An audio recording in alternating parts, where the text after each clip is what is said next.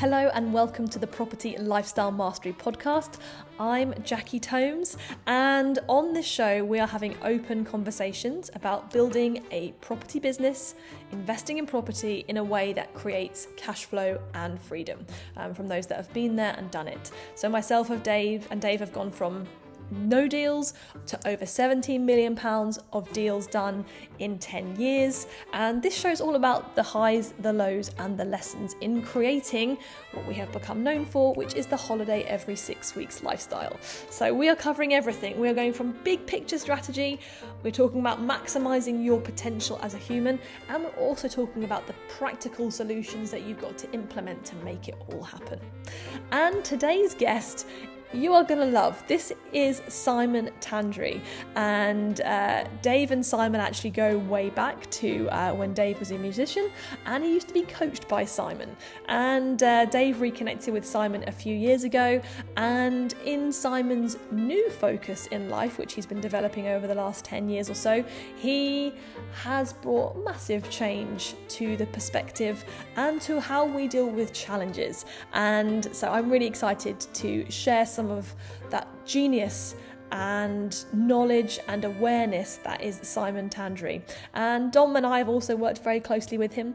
So Dom is picking up the mantle today in this conversation with Simon about how you can use challenges, use crises as a stepping stone to your greatest evolution. So without further ado, here's Dom and Simon. Welcome, listeners. This is Dominic Beechnow from Property Lifestyle Mastery, and I'm particularly excited. I mean, I'm always excited when I'm recording a podcast, but I'm particularly excited today because I've got a very special guest here with us today. He's a very important person in my life, in Jackie and Dave's life. Actually, relatively new relationship, only started in August 2023. But I'd heard amazing things from Jackie and Dave about him, and so I had a session. And it just blew my mind. And so all I'd say is stay open to this podcast, guys. Stay open to what you're about to hear, because I think there'll be some interesting things coming through. Simon is definitely part of my power team. We talk about power teams in property because we need the right people around us to get the most done. And he's part of my power team, Jackie and Dave's power team. And he is known as or calls himself, or has done in the past, a root cause therapist. Now, I've never had therapy before working with Simon, but getting to the root cause, the nub of the problem is fascinating. And that's what I kind of try and do myself, but I guess it's through conversation rather than through your work, Simon. So anyway, welcome, Simon, to the Property Lifestyle Mastery podcast. Thank you, Dom. That was a very generous intro. Appreciate that. That's all right. Well, it's all true. Okay, Simon, so tell us, what would you like the listeners to get out of this podcast? I think certainly the way I walk through my life and run that for clients as well, I think really what I'm looking at is this idea of freedom. I know you speak about that in your team, but the way I look at that is that our present, therefore our future, is very much informed by what's happened in our past. And even going back further, and we can talk about that later if you're interested, but our ancestral past, that we hold our history of our forebears in our cells, and that impacts the way we act. So really freedom from the past, that's kind of what I'm about, maybe. Okay. And yeah, so tell us, how do you go about that with your clients? So it really depends on what they bring to the table. Let's see if I can find an example. Okay, yesterday, actually, this is useful. So I work with abundance quite a lot. Someone comes along to me that I'm struggling my business, or they're just not able to get that cash flow, or maybe it's as specific as that, or just generally I don't seem to be able to have that abundance in my life. Financial, usually, it can be, but abundance of other aspects. And yesterday I had someone come in who's a coach, quite established in their field, and we started looking at what it is that is holding this person back. I won't reveal their gender either, to make it too specific. But and what happened as we walked through their situation of where they feel that in their body. So we use the physical body as a means of kind of anchoring that experience. So right now I don't have the cash flow that I would like. where is that in the body, and I use certain sentences, sort of affirmations, to feel where the body rebels against that. And it turns out there was a fear of father way back in their early years, which was creating a pattern of not wanting to be seen, not wanting to raise their head above the parapet, putting themselves in potential danger. And that closed down the nervous system, and that guides you to make decisions, essentially self-sabotaging decisions, in order to keep yourself safe from the perspective of the nervous system. But in life, that's narrowing down your options hugely. So your choice becomes narrow and limited. And that's really what it's about, from freedom of the past, or creating freedom from the past, to have better, greater choice in the future. Right. So I think, a lot of people can understand that, there's maybe childhood traumas in particular that they can relate to, that have impacted who they are and their personality. But you're talking about it from a bodily context. And this is the bit that I think more and more people are interested in. We experience the world mainly through our thoughts, but more and more, and I think the people who are kind of waking up to the world, is that they are more in touch with their feelings, because actually feelings are how we experience the world, but not just feelings, but also where it is in the body. And I know Jackie's a big advocate of this, and I'm learning from you and from her about, actually, whenever there's resistance, whenever there's like, oh, I don't feel right, this isn't quite in line, where is that feeling in my body? So maybe tell us more about the body mind connection. It's fascinating. And as you say, it's something not only for yourself that's relatively new, but even in sort of trauma work, it's still not the go-to for people with trauma. It's still kind of cutting edge. Lots of people on the edge of that, or the front wave of that field, are really working hard. People like Gabor Mate, if your listener is interested, or people like that are really bringing that social awareness to, yes, we hold this stuff in our body. So the mind work is important, but often the mind is secondary. The mind is trying to make sense of what's going on in our nervous system. Our nervous system gets conditioned by these experiences when we're younger, and in this ancestral thing, which is really important. We'll maybe dive into that in a minute, but essentially we hold these things in our cells, let's say, for the moment, an easy way to think about it. And in certain situations, that'll come up and create decisions. They'll push our mind into making certain decisions and therefore impacting your life. But the root of that is in the body, and the body's always in presence. The body's always right now, and the mind can flit around future, past, present, create all sorts of stories about what's happening. Most of them not true, as I'm sure you're aware. The mind has an amazing ability to create untruth. The body interprets that as real, or the nervous system does, and that can be very discombobulating. But if you can sit in the body and feel what we call charge in the body, sensation essentially, that is a real doorway into your own truth, which the mind isn't. The mind's an interpretation of it, and therefore limited in what you can do with it. Yes. It's amazing. And the way I would explain it to people is that there's a whole world around us that we're not aware of, because our current senses don't pick up on it. So there's ultraviolet light, there's infrared light, there's radio waves, there's mobile phone waves. There's all these things around us that we're not aware of because our senses don't yet pick up on them. But from what I understand, and what I'm also learning, you've learned how to tune into that particular radio frequency, effectively, of the body, and sense where that discomfort, where that vibration is out of sync within the body, and then from there, using intention and other tools that you've learned to release that frequency and get it back to its original or purposeful frequency. So that's how I would explain it to someone, but they're kind of, a lot of people would be like, whoa, this is a bit beyond me. Can you flesh that out anymore? Is there anything else to add to that? Yeah, we're talking about sensing, aren't we, really? The ability to sense into someone's system, and it's something that you can develop for sure.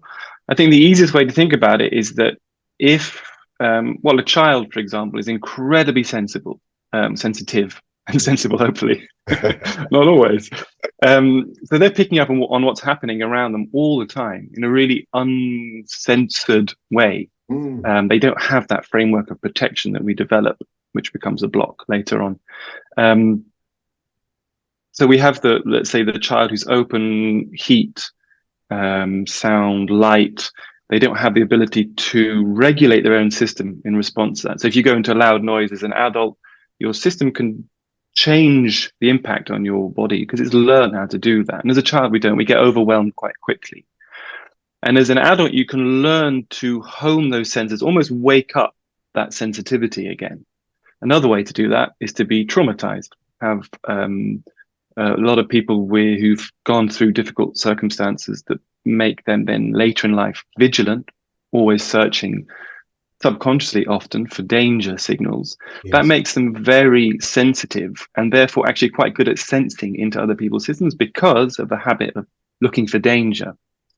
So some people have a natural ability to sense, and then you have to learn how to cultivate that so as not to be overwhelmed. When you're feeding into someone's system and actually feeling their past and the impact and the stories, you can get quite exact with that. It can be quite overwhelming. So it's like a bilateral kind of journey. We have to learn how to listen and feel and not get overwhelmed. So that's a robustness and resilience learning. And that's the thing you learn. It's a muscle. You can train it.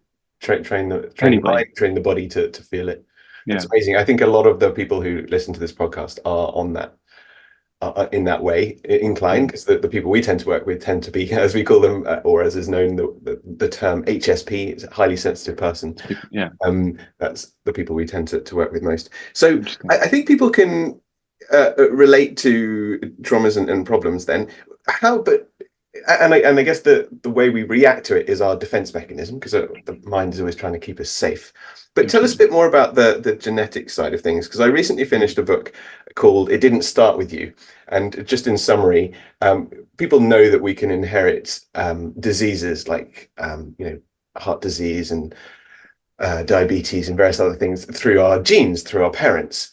This book explained that we can inherit our traumas through not just our parents, but through grandparents and even beyond that. So the problem that you have, the major issue that one has, and we all have issues that we have in our lives, that didn't necessarily start with ourselves. So yeah, tell us more about that. I mean, I first came across this as a practitioner when I was, so I used to work with touch. I mostly work online now, but I used to work in a modality called craniosacral therapy, and I was a teacher, a tutor in a college in London for some years.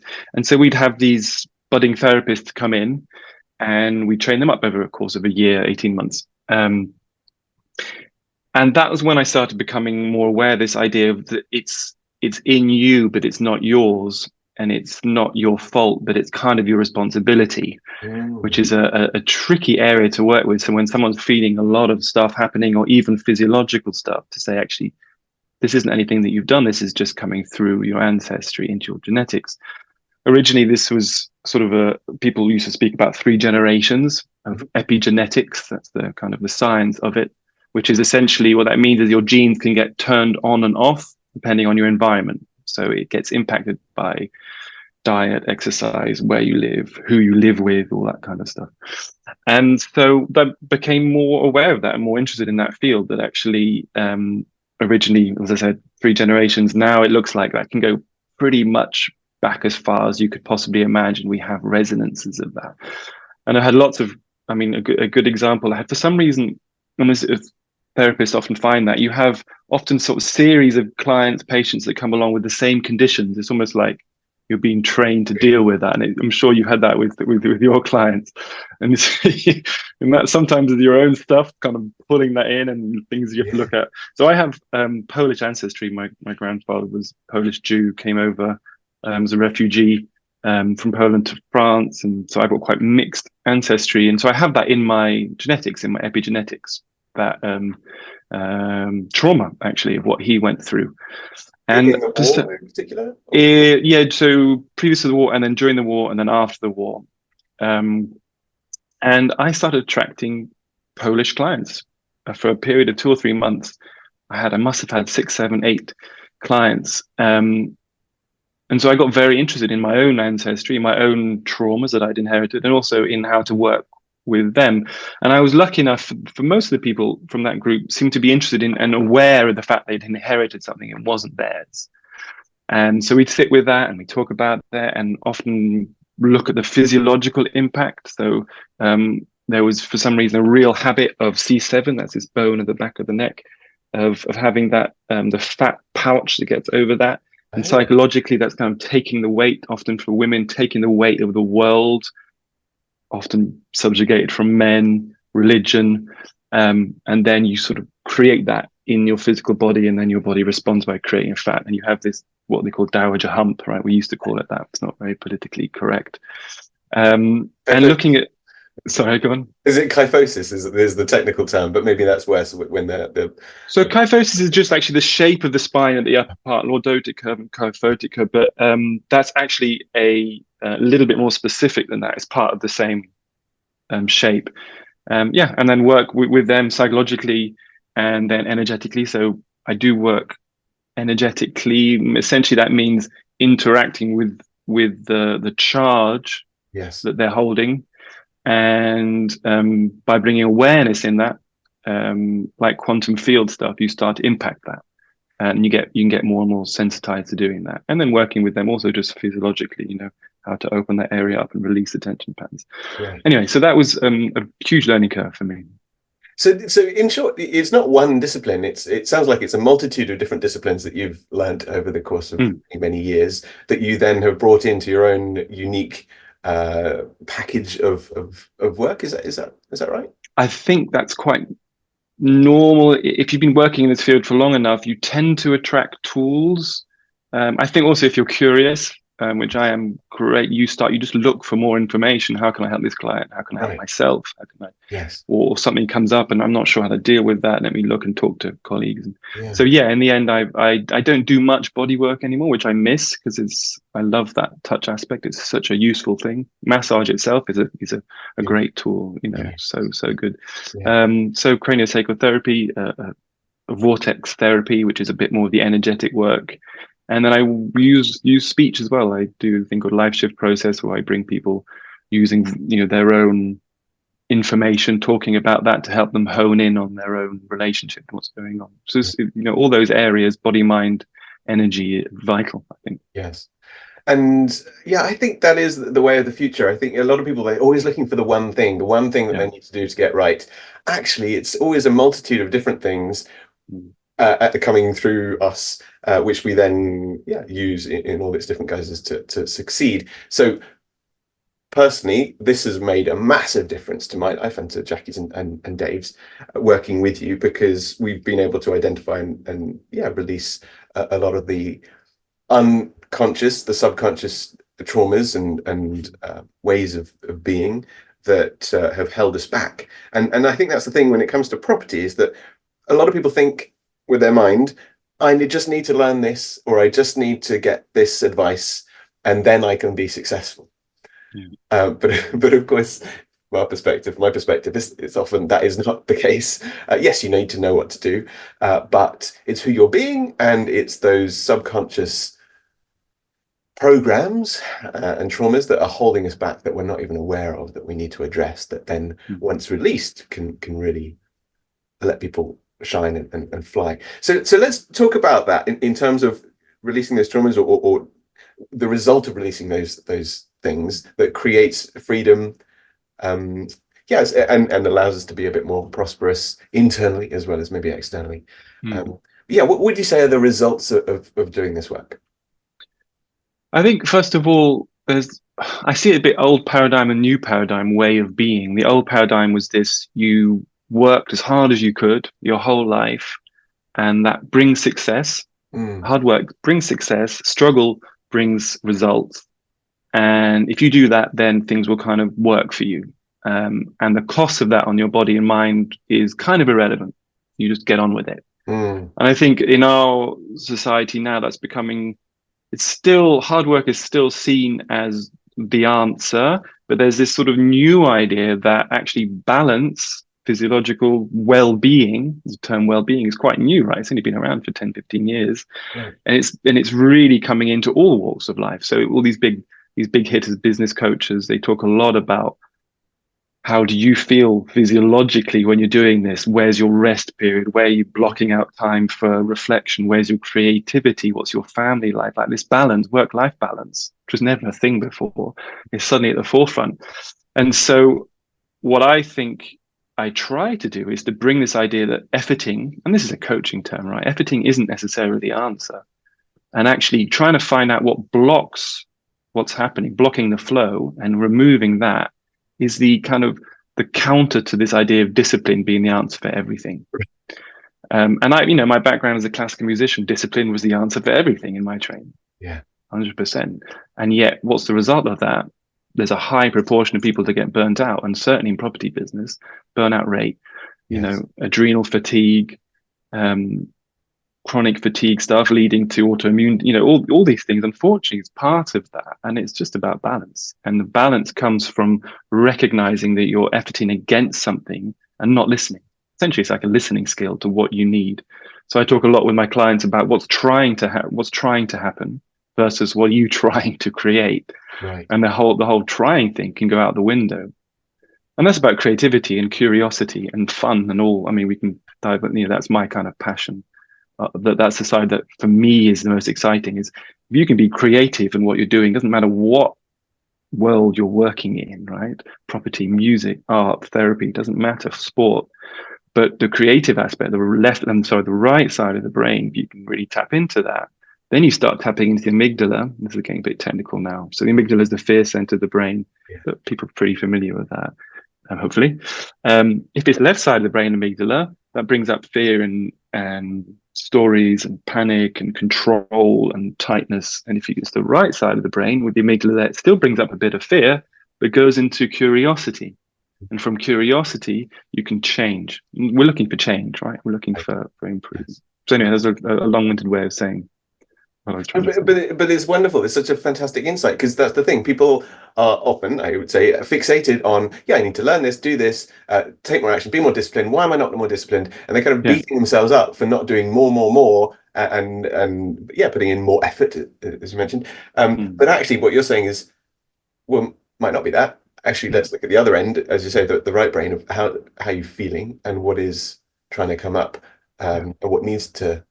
It's not what needs to happen, what wants to happen through you, rather than that you're forcing it to happen. Because the ego mind loves to have identity through creating drama, through creating, a particular goal that you think that you want to have. But actually, and I think that's kind of the older personal development world of do this, get these results. It's amazing, personal development.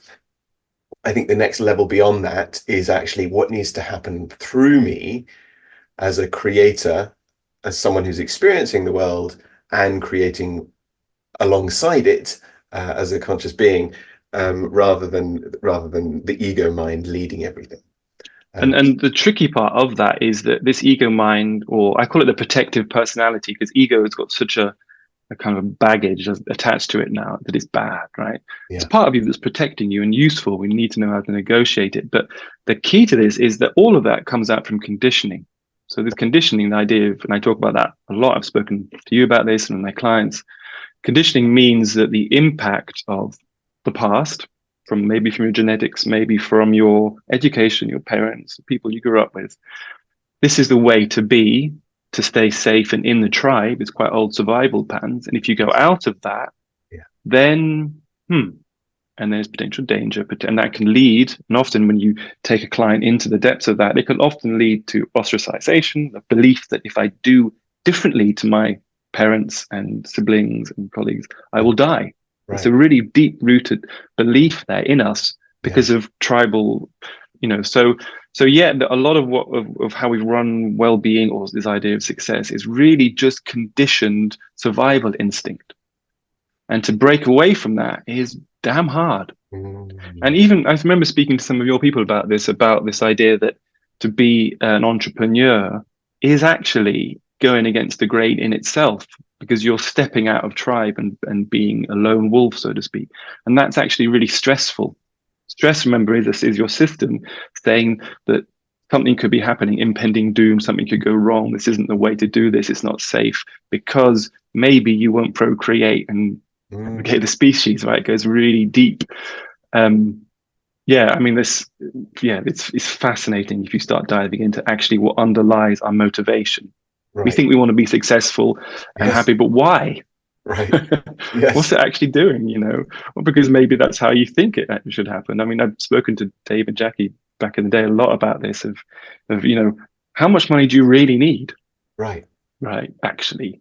And often if you push for a little bit more money, the downside of that, the burnout and the stress and the breaking down potentially of your family and your health, is it worth it? Yeah. Oh, absolutely. I see this all the time with old friends from school, with the golden handcuffs, paying the nanny £50,000 a year to look after their kids just so that they can go off to work to do something they don't enjoy. To earn some more money to have a bigger house, which they're then locked into with a bigger mortgage, and then go on nice holidays, but actually the quality time and the quantity of time is just not there. They're burning out, their health is suffering. You just think, why would they do that to themselves? But yes, I guess maybe at some point everyone gets stuff that happens to them to get the lesson. Just the fact that you say, why would they do that? That takes a huge amount of freedom just to even see that, right? Because you've stepped far enough out of that kind of paradigm. Yeah. So just the fact you can ask that question, and people, I'm sure, from people, your clients and the people who are working in your environment, then I'm sure starting to have that as well, and that's the change that we're trying to see in the world, right? Because otherwise, we know where it goes. Yeah.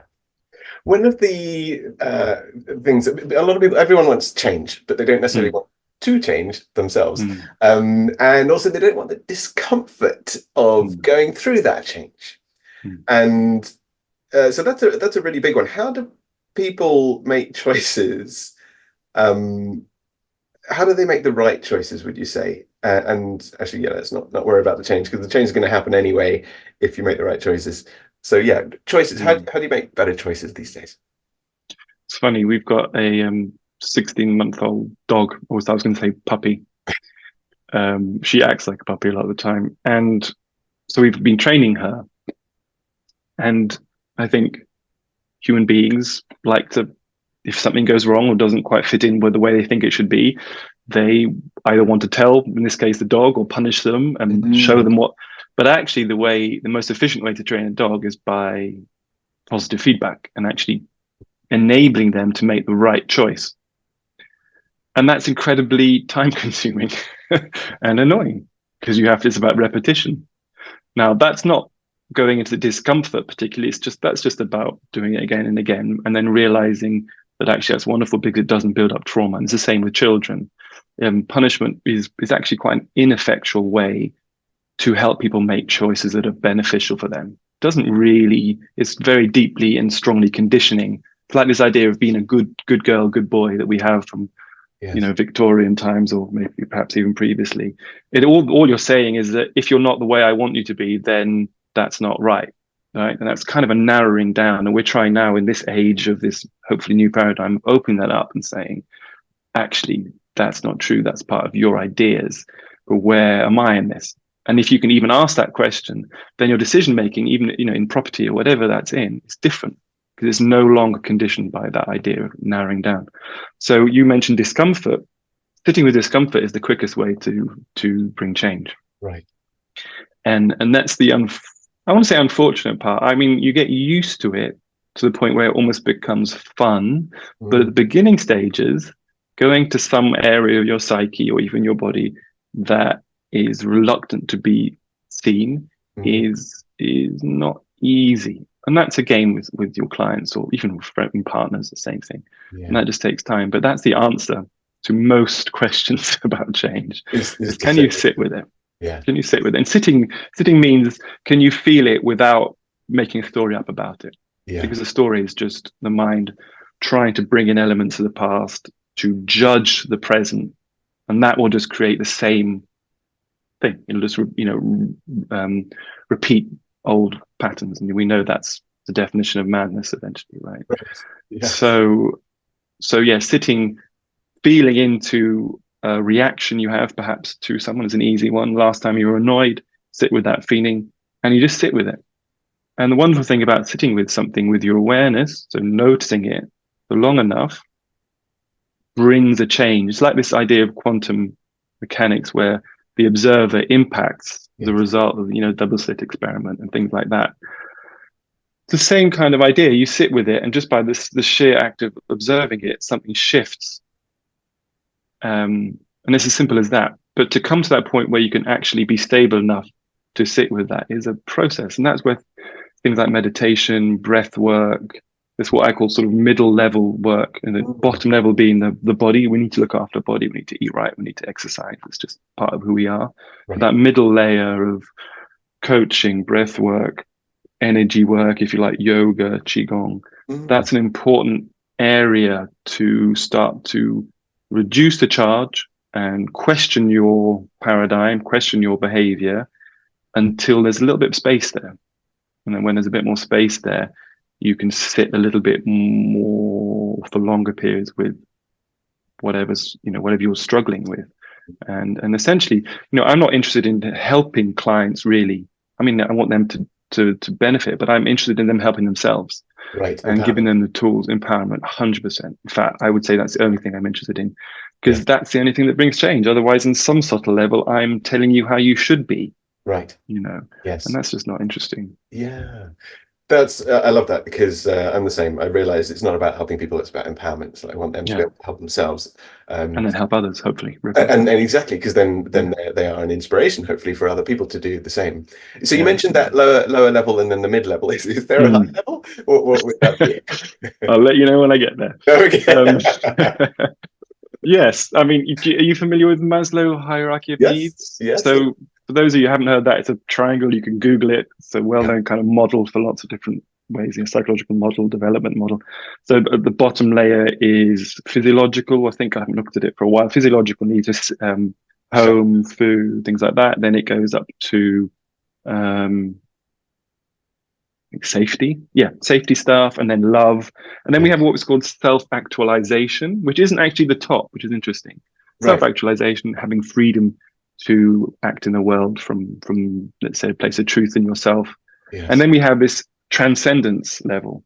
So in my model, I don't really talk about my model of being with my clients. It's more of that's where I orient myself a little bit. So make sure I look after my body, I eat properly and I exercise. I make sure I'm doing my qigong, that's my middle. I occasionally get coaching or a bit of therapy myself as well. And I meditate. That's kind of looking after the managing life, and doesn't mean manipulating it, but it means kind of looking after the psychological and sort of that relationship body mind a little bit more. That's my kind of, and there are other things in there. And then we have the transcendence, which is you can go in there through meditation, deeper states of meditation. When you get quiet enough, things actually start to shift and change of their own accord. So without any effort at all. And that takes time to get there. I've been doing it for mid-20s. What is that? 20 years now.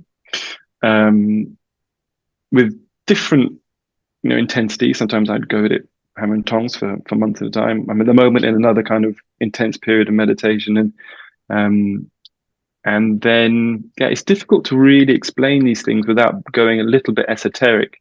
But essentially, it's getting quiet enough in your internal state that there's expansion. So literally, your body will start to expand and things will shift, and then your brain frequencies, essentially brain waves, change and go into these deeper theta and then delta states. And deeper rest. So that's great for the body, great for the mind, but also you get insights and you start to reprogram yourself inside out. That's not something I particularly teach with clients, as I do teach qigong as well online, and I begin to touch on that in the retreats that my partner and I run, and that's what I would call the deeper work. Right. I was just going to ask, so the fantastic ideas here about what people could do. Maybe give us a picture of where people could start, and how often as well, because we're big fans of morning and evening routines. Absolutely. Big fans of meditation. We're big fans of getting people to sit with the discomfort. Great. But for someone who's listening, who's new to this, what would you maybe encourage them to do as a structure initially until they find their own path of how they want to do it. But yeah, what suggestions would you I'd always start with the body. I just look, because inflammation has a massive impact on well-being, mental, emotional well-being. I would say it's probably the quickest way to change how you feel over a period of time is to make sure you're not eating inflammatory foods. I'm not a nutritional expert, but I just see the impact on myself. Yes. Watch how much coffee you drink, watch how much sugar you eat, look at the balance, fat, sugar, protein. There's so much information out there. Peter Attia is amazing. Definitely look at that. It's pretty dense stuff, but he's really cutting edge. That's Dr. Peter Attia or Attia. Yeah. Okay. Peter Attia. Yeah, useful. See if anyone else springs to mind. So that's really important. It doesn't need to be a huge thing. Just make sure you're not eating crap. Or if you do sometimes, then have a little bit of movement afterwards. Try playing around with a glucose monitor for a couple of weeks, and then you'll get a shock, and maybe you'll change your change your behavior. Things like Zoe, useful, or Biome, all these different companies that work with. It depends how much you want to get into, but I know that a lot of your clients are high achieving, and high achieving people want to work well and work efficiently. And I would say that's a very good way of changing your state. Number one. And number two is looking at having a morning and evening practice, as you say, of something that takes the charge off. So breathing, quickest way. Yeah. And again, you just go on YouTube and look up breath work and do a 10-minute breath work, or even a 5-minute breath work, doesn't matter. Something that and what it does is that changes your nervous system state. It goes from fight or flight back into homeostasis, into this midline little bit. Depends who you are. If you're someone that, let's say, struggles to get up in the morning or is more prone to shutdown or fight or flight are the two kind of polar opposites of the nervous system. If you're someone that gets depressed or internalizes things, then you need to move. That's really important. So brisk walk, good breath work, that's really important. If you're someone who has a lot of fight or flight, so stress, anxiety, if you're that kind of person, then you want to try to slow down, especially in the morning, especially in the evening, otherwise your sleep will be impacted. Yes. Again, maybe so for a fight or flight person, maybe a bit more gentle, maybe some stretching or some yoga, and then do a bit of meditation. There's so many great apps out there nowadays, 10 minutes, 5 minutes. I'm personally not a fan of guided meditations just because I find I get impacted by their energy, people I listen to, just because I'm hypersensitive and that's my job. But I get that from listening to music. I can feel that person's energy in the music, and I either repelled or attracted. So that's just where I am. Most people don't notice that, so that works. I personally just meditate in silence and stillness in the morning and the evening. Bookending the day like that, as you guys always tell your clients, is so important, because you find that 0 point or that midline of where you feel good, and then you find that again in the evening before you sleep. And we know how important sleep is. Absolutely. So keep it simple and manageable. I think that's so nutrition, morning, evening routines with meditation. How long would you say? I mean, obviously everyone's got different... I wouldn't. So some people say do 5 minutes, 10 minutes, half an hour. The rule of thumb, if you want to get big change from meditation, real big change, is 45 minutes. Right. And most people can't do that twice a day or even once a day. I say, if you can meditate to the point where your mind stops a little bit and you feel rested and relaxed, that's enough. Right. And so sometimes it's a bit longer than you like, and sometimes it's 3 or 4 minutes. But because remember, we're not doing meditation to be good meditators. We're doing it because we want to change our state and find that nice, relaxed midpoint between fight or flight and rest and digest. And shutdown. And that's the key. And becoming better at finding that and recognizing where you are is the key to mental health, really. Yes. I always say that it's about managing your state. High performers are able to change their state quickly rather than react to the environment, which is something to keep working out throughout one's life. The question though, so I know Jackie is definitely much more the fight or flight person, because if something's going on, she'll let me know about it very quickly. Whereas I'm the opposite. I'm like, freeze, go into my cave and disappear and feel sorry for myself.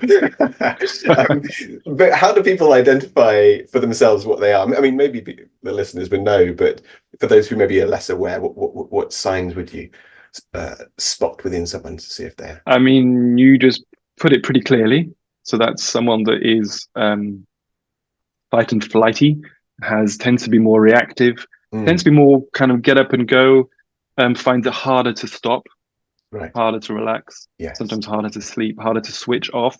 Okay. And then the shutdown people tend to be a little bit more insular, maybe introvert, not always, more prone to depression or kind of self-analyzing, questioning to the point of kind of collapse. But both sides have a shadow side. Both sides have incredibly positive. A person that's more shut down is more thoughtful, more caring, usually, more. Well, obviously that's a generalization. But again, this stuff is pretty out there available to look at. All you need to do is Google, fight or flight or shut down or freeze. And then, of course, there's the middle part, fawning, which I talk about a lot with clients. So the people-pleasing aspect, doing something for someone, even though it might sabotage your own needs. Yes. And that comes up a lot. Yeah. So you get these mixed states. If there's anything that I can encourage, and I talk to my clients a lot about this, is get good at recognizing your state. Understand this spectrum of everybody's on that spectrum every day, all the time. You don't jump off that ever. Yeah. Get good at noticing where you are and get good at changing that. And that's a bit of a secret weapon, actually.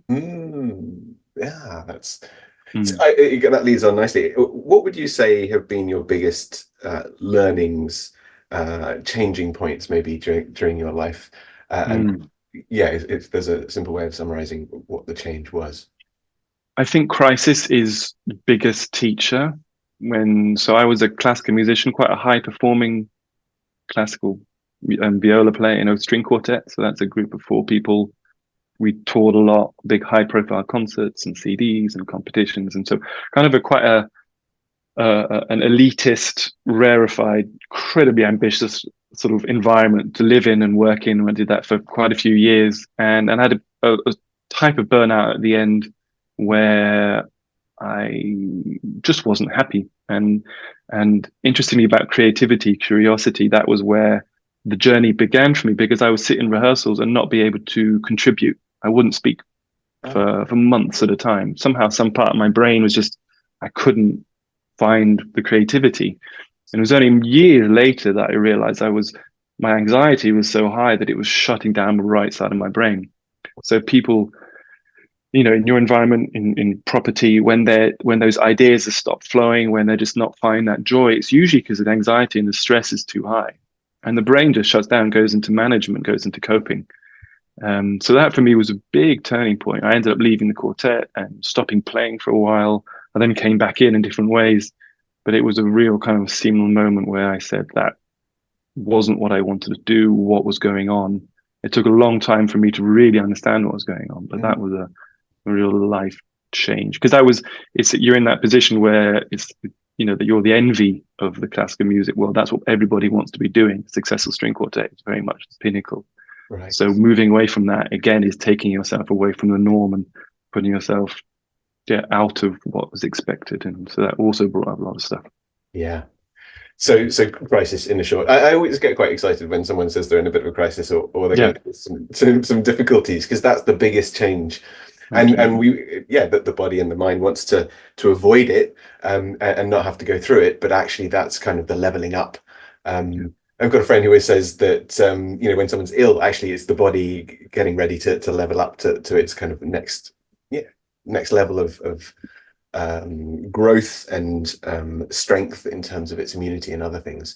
So yes, any of the listeners, if you're in a crisis, don't worry, this is a good thing. It's happening for you, not to you. It's helping you to grow and learn. And go on. Can I just add to that a second about this liminal space thing? Are you familiar with the liminal space? So this idea that we move along in life and then we have a change of direction. Sometimes that's brought on by a physical crisis, like you say, illness, or haven't been listening to your body. So something, the not listening to the whispers of the body means at some point you'll have to listen to the shouts of your body. Right. Is the thing that I use a lot. And then you find yourself in this moment where you don't know, and that's the liminal space. And in Buddhism and quite a few different sort of wisdom traditions, that's the magic and I know that with my clients, is if that moment of I haven't got the foggiest idea of where or where I should go or what I should say, whether that's in life or with the client. Yeah. And if you can stay in that, that's where magic happens. And so often that refocusing of your life can just happen in those moments, but you have to let go. And there's the big word of surrender. Something else I talk a lot about is like, can you let go of how you think it should be and just essentially collapse in that moment? It's interesting. I've just come back from the States a week ago and big kind of training there. And I'm a little bit I'm liminally inclined because you get these big shifts and then you like, well, actually, I don't want to do that anymore. I don't want to do that. And our habit as human beings is to try to say, oh no, I have to do that. Especially as you get on, then you've got responsibilities, financial, whatever, emotional responsibilities. And if you can let go, obviously without, walking away but just stay present to what's trying to happen. It's a good example of that. Then something new starts to bubble up and it's authentic because it's exciting and it brings that kind of youthful, like breathless energy. And if you can wait for that, and if you can ride that, then you start following the joy. And if you can follow the joy, then you're living your authentic life. And to do that, you need courage. Yes. That's I love amazing. That is amazing. That is really cool. And it makes a lot of sense for people like I know. I like to say I can do that every time. I don't either, but I get better at it as I get on. And I'm sure everybody else does too. Yes. And that's the thing. It doesn't stop happening. You just get better at coping with it. Yeah. Yes. And becoming more and more authentically who you're meant to be. Yeah. Last question then around, and it might be just complete guess, but what do you think the future holds in the world, the awareness of self and humans? That's a big question. It is a big question, but I guess it's just like how you foresee humans developing and in a way what we need or what you think we need to advance. Well, it depends if I look worst case or best case scenarios. Yes. I mean, if you look, they're two sides of the same coin, though, right? I think. Yeah. You could say there's what we're building up to a huge crisis in consciousness. I would say probably not to put too doomsday kind of scenario there, but it's not looking good, is it? Politically, nationally, things are coming up, and there's a lot moving. And then we have this kind of counter wave of this awareness that's building up. People are getting more conscious through the sort of yoga wave of the 80s, 90s, and or maybe even from the 60s, you could say, until now. There's been this sort of consciousness evolving, becoming normal to talk about meditation, spirituality, and therapy is now the norm, has been for a while. Coaching is becoming more holistic. All these things are happening, and yet we have the world going, you could say, to shit in some levels. So much trauma being, from a trauma therapist point of view, you see what's happening in certain areas of the world and you think, my God, that's another 25 years of trauma just being created within weeks, and it's heartbreaking. So there's that. And if you focus on that, then I feel less optimistic about the future. And then if I focus on people I hang out with and people talking to people like yourself and seeing my clients, and I think, well, how could it not be incredibly positive? What's going to happen? Because everybody's becoming more conscious. Yes. So I'm not going to say I can predict the future, but I think that there's a wave of kind of awareness and growth and changes happening. And if that continues, and certainly that's what I'm hopefully here to help continue or deepen, and so many of your people like yourself and Jackie and Dave, and then we'll just keep on fighting the good fight, and hopefully things will change. I can't predict the future, but I can stay present and do what we can do now, and hopefully that will evolve into something beautiful. And I think for every extreme negative or perceived negative action, there's also the opposite positive. So just like the internet, the birth of the internet created a whole load of jobs and wealth and money exchange and growth, but it also created social media with all its downsides and traumas and other things that people are suffering as a result of it.